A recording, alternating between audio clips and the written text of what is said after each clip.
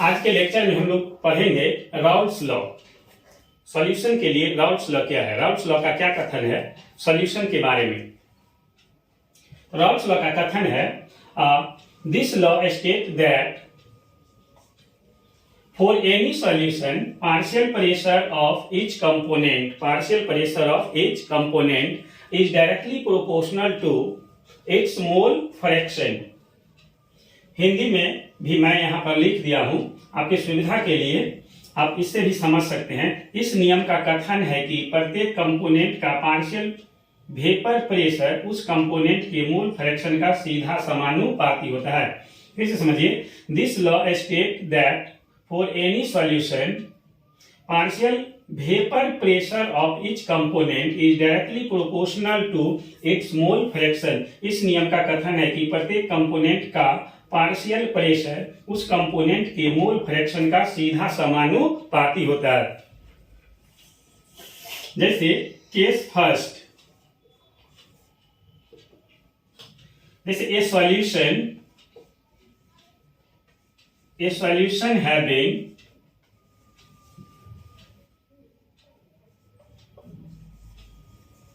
volatile solvent and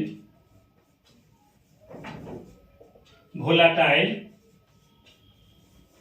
solute। volatile का मतलब होता है दैट कंपोनेंट्स, मतलब वह वस्तु जिसका फिजिकल स्टेट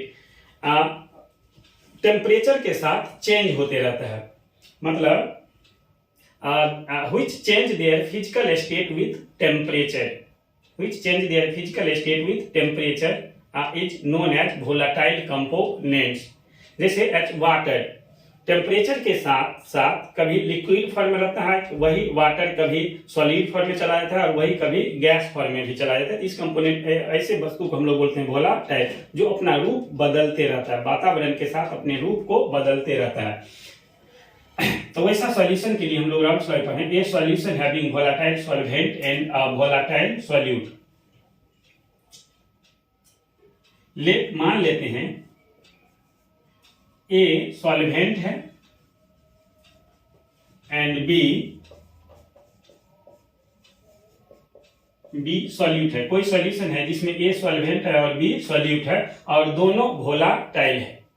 इसके लिए हम राउल्ट्स लॉ लिखेंगे P A is directly proportional to partial pressure of mole fraction of A. अब यहां पर प्रोपोर्शनल हटाएंगे तो पी ए बराबर हो जाएगा P standard A into mole fraction of A. Similarly P B directly proportional to mole fraction of B. P B बराबर हो जाएगा P standard B into mole fraction of B. ये P standard A और P standard B, ये हो गया vapour pressure of A in pure form. A का vapour pressure कब, जब ए प्योर फॉर्म में था तब, और ये है बी का वेपर प्रेशर कब, जब बी प्योर फॉर्म में था तब। आगे समझते हैं, इसको आप नोट कर लीजिए जल्दी से आप इसको नोट कर लीजिए।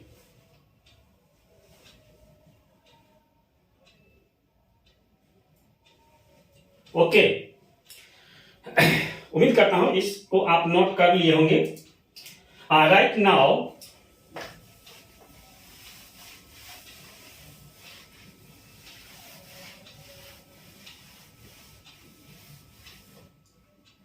वेपर प्रेशर ऑफ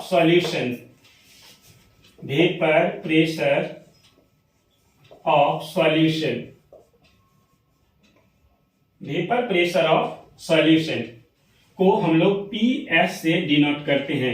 ये PS बराबर हो जाएगा PA प्लस PB। मतलब partial vapour pressure of A और partial vapour pressure of B का जो सम होगा उसी को हम लोग बोलेंगे vapour pressure of solution. Here P A हो गया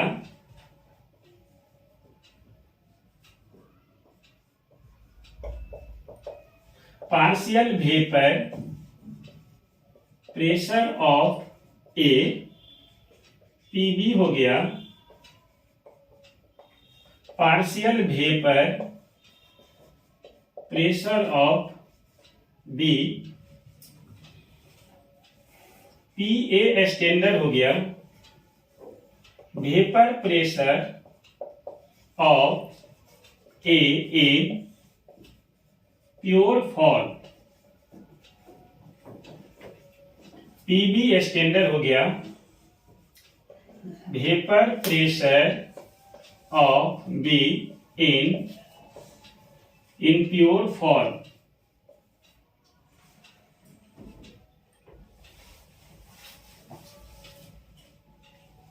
x A mole fraction of A, mole fraction of A and X B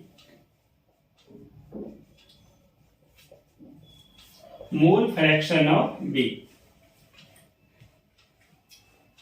P हो गया partial pressure of A, P B partial vapour pressure of B, P standard A vapour pressure of A in pure form, P standard B vapour pressure of B in pure form.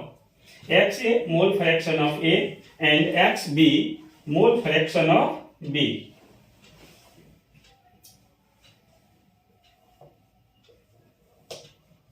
दूसरा case है Raoult's law का।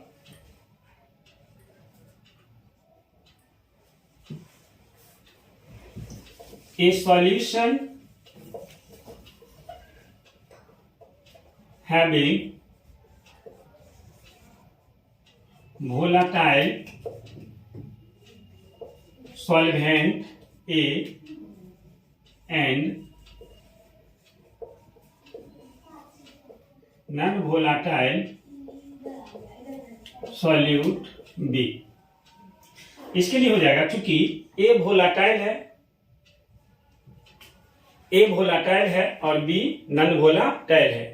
ए vapour बनाएगा, B vapour नहीं बनाएगा।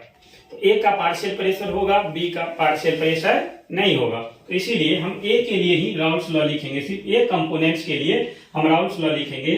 तो P A directly proportional to mole fraction of A, proportional हटाएंगे P A बराबर हो जाएगा X P standard A into X A, या इसको हम लिख सकते हैं P A by P standard A बराबर एक्स ए। इसको हम आगे अगर इस तरह से लिखे 1 minus P A by P standard A is equal to 1 minus A, both side are subtract from 1, दोनों साइड 1 में से माइनस कर दिए। तो इसको हम इस तरह से लिख सकते हैं P standard A minus P A by P standard A is equal to mole fraction of B, X B mole fraction of B, मतलब सॉल्यूट का ये मोल फ्रैक्शन है। और इस पूरे कंपोनेंट इसको P standard A minus P A by P standard को हम लोग बोलते हैं relative lowering of vapour pressure. इसको हम लोग बोलते हैं relative lowering of vapour pressure. अगर ए को ड्रॉप कर दिया जाए तो हम इसको लिख सकते हैं P standard minus P by P standard is equal to X mole fraction of solute. मतलब इस पूरे को P standard minus P by P standard, इसको हम लोग बोलते हैं relative lowering of vapour pressure. तो relative lowering of vapour pressure is equal to mole fraction of solute, मतलब relative lowering of vapour pressure solute के मोल फ्रैक्शन के बराबर होता है।